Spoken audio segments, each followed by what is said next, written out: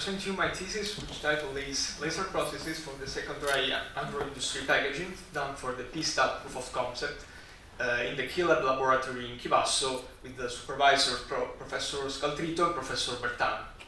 A study relies on the optimization process for implementing lead-based samples, which stands for laser-induced graphene samples on paper-based substrate, which can be typical materials for the agro-industry packaging materials. Then, after a DC and AC characterization of the sample, the goal of the thesis was to lay the foundations of a future implementation of on-package antennas with this kind of process.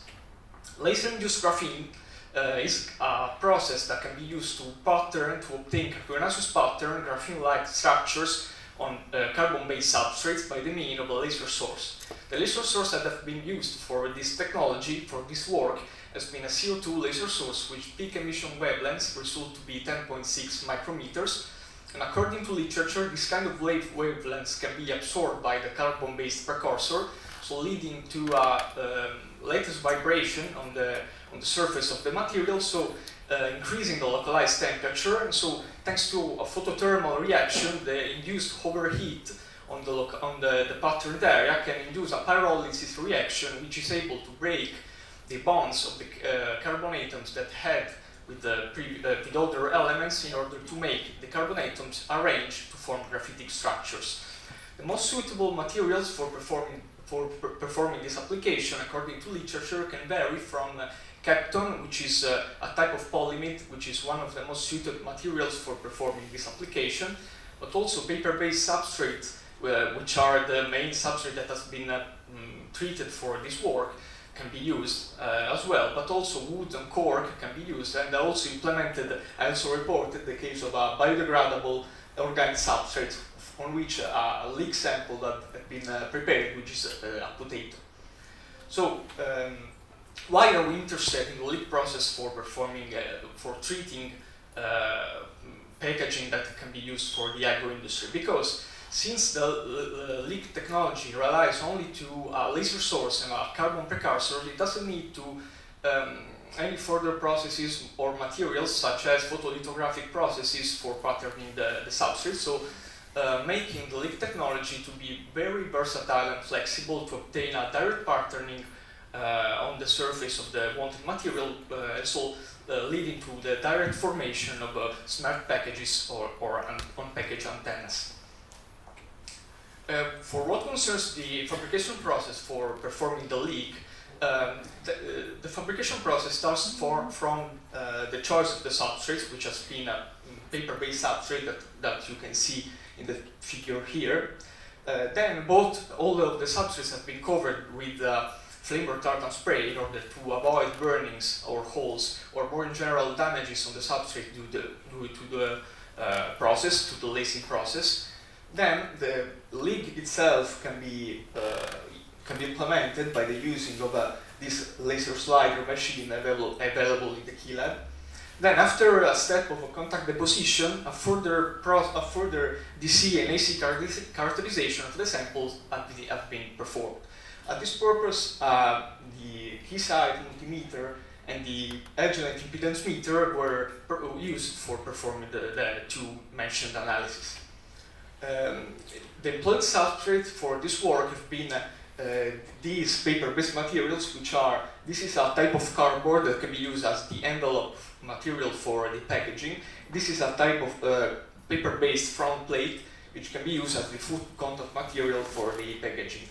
Also, initial experiments treated plastic materials, which are the PET and the LDPE, but no matter on the choice, on the lacing parameters, but no carbonaceous patterns can be achieved on those kinds of substrates, because the provided energy dose was even too high, so to create burnings and holes on the substrates, but also it was the choice of this lacing parameter led to also too low energy dose, so to do not properly pattern the substrate.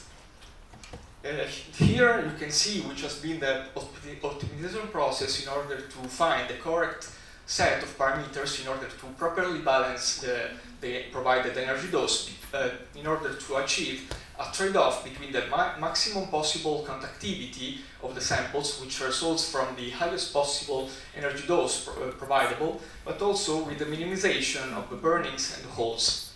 At this purpose, the lasing parameters that have been selected are the laser power, the DPI, which is a measure of the density of the spot of the laser in the patterned area, the frequency between multiple beams, the repetitions, the number of repetitions, which are the number of total passages that the laser beam does on the patterned area, and then the scan velocity of the latter. Here also you can see the implemented geometry in the figure above that is quite similar to the one implemented by the authors for realizing this temperature sensor on the paper-based materials.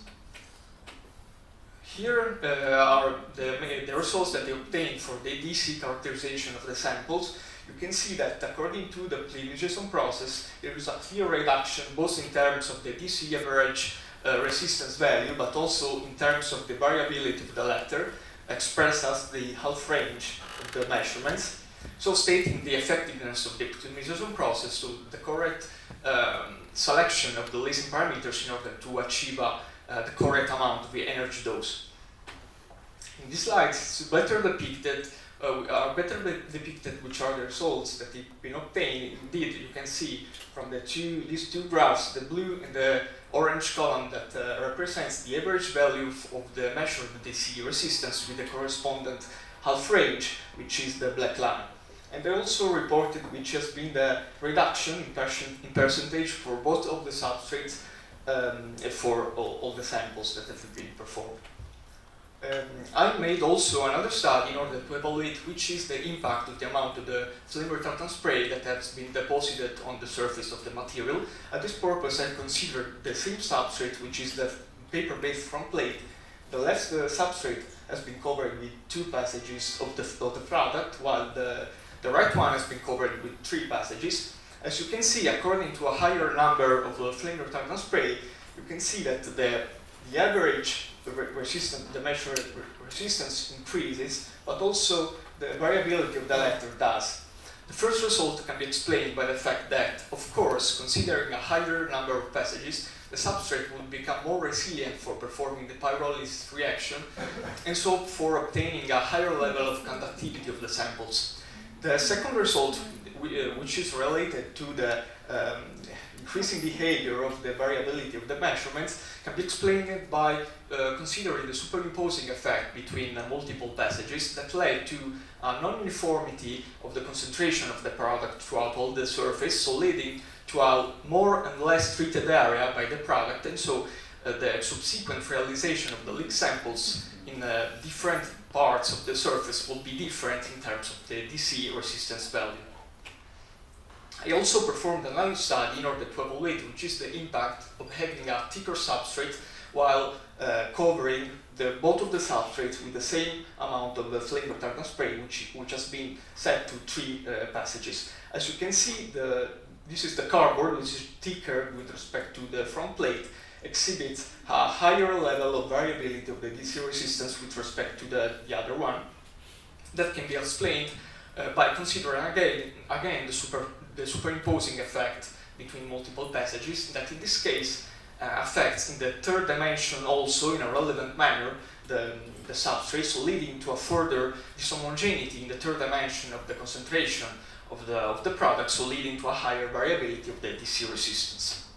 For what concerns the AC characterization of the samples, I performed 4 probes measurements with the Edgeland meter, impedance meter that you saw a few slides ago, and I performed here it is the equivalent circuit for the measurements, and I measured the magnitude and the phase of the sample's impedance versus frequency, and I also extracted the electrical parameters, which are RS, CS, RP, CP, which can be used for building equivalent series and parallel model circuits that can be used for better replicating the behavior of the samples versus frequency. Then I performed a linearity study, both in DC and AC, in order to evaluate if the magnitude and the phase of the impedance of the samples would vary with a variation of the amplitude and the bias point of the input signal. I chose as the input voltage signal a voltage signal which amplitude has been set to 1 volt RMS and 0 volt of DC component. And I chose a frequency range which varies from 20 Hz to 2 MHz with 30 points linearly distributed in the range. Before showing you the results that I obtained for the magnitude and the phase of the impedance of the samples, I performed the initial step of calibration for the instruments in order to evaluate which is the impact of the copper wires on the measurements. You can see from the figure, from the plot here, in which I plotted the impedance both in terms of magnitude and phase on the samples, but also here in the figure below, when I plotted the sample 2, the twice coated front plate, both magnitude and phase, with and without the effect of the copper wires.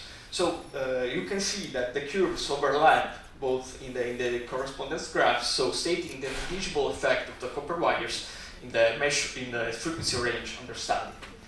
This slide relies on the results that have been obtained for the sample 1 of the twice coated front plate, but similar results are extended for all the other samples and substrate that have been taken into account. You can see that the second and third graph in the slide rely on the linearity study, both respectively in AC and DC. For performing the AC, the linearity study, the amplitude of the input voltage has been set and has been varied to 0.5 volt RMS while keeping constant the bias point of the input voltage to 0 volt. In order to perform the DC linearity study, I set the DC component of the input voltage to 1 volt, 3 volt, and 5 volt. You can see that all the curves in correspondent graphs, they don't exhibit a so relevant variation considering both the amplitude and the frequency and the phase versus the frequency, so stating the linearity of the sample with a variation of the amplitude and the bias point, so both in DC and AC. Here I evaluated which is the best suited model for replicating the behavior of the samples versus frequency. You can clearly see that the parallel model is the best suited for doing that job, since the theoretical parameters of RS and CP they remain nearly constant throughout all the frequency range under study. So a value for this sample, which is the sample 1, a value of RP, which is 1.5 kilo, a value of CP, which is 6 picofarad, can be taken and the equivalent parallel circuit can be implemented. So by the using of a circuit simulator, the behavior of the sample versus frequency can be evaluated in the wanted application, placing that equivalent model in a more complex system. But this result was also expected, since there is a slight variation with respect to the bias considering the DC linearity study, and that effect wouldn't been obtained if the series equivalent model were the best suited one for performing for replicating the sample's behavior, since the series capacitance. To conclude, the best sample that I achieved is the sample 5, the 3 times coated T-cardboard, for which I obtained a value of a magnitude of the impedance of 895 ohm. And all the samples so result to be linear both in DC and AC, and the parallel model for all of the performance samples results to be the best in order to replicate their behavior in frequency.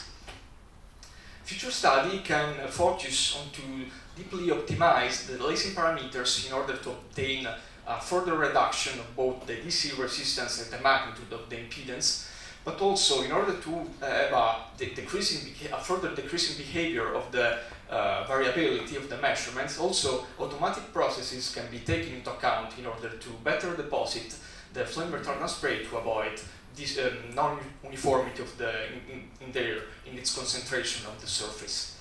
Further evaluation of the sheet resistance can be performed, as well as an AC characterization at higher frequencies. And at this purpose, I reported this interval of frequencies, which is 860 and 960 MHz, in which a ultra-high frequency RFID tag on Capton has been performed with the value of sheet resistance, geometry, and performance that you see on the slide. Thank you for your attention.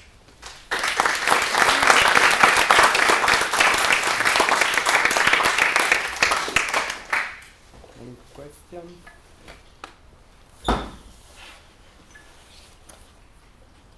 I have a question. Yeah. You mentioned that you have a range of frequency from 20 hertz to 2 megahertz. Yeah. And you measure 30 points linearly distributed. Yeah. But then all the graphs have the frequency axis, which is logarithmic. So I don't understand. Yeah, I chose the 30 points linearly distributed on the instrument, so I obtained 30 points which are equally spaced. Then this is the MATLAB software. In the MATLAB software, I better managed the data, so to have a logarithmic plot here. So I extrapolated the data which has been taken linearly, but then I plotted versus the logarithmic. I would expect that if you take the points linearly, then they would, in the graph, they would accumulate on one side of the graph. Yeah, because that was in order to have an evaluation to better, to evaluate better, which is the behavior at a higher frequency. Okay. Mm-hmm. Okay, thanks. I don't know if I answered. Sure. Okay. Any other question?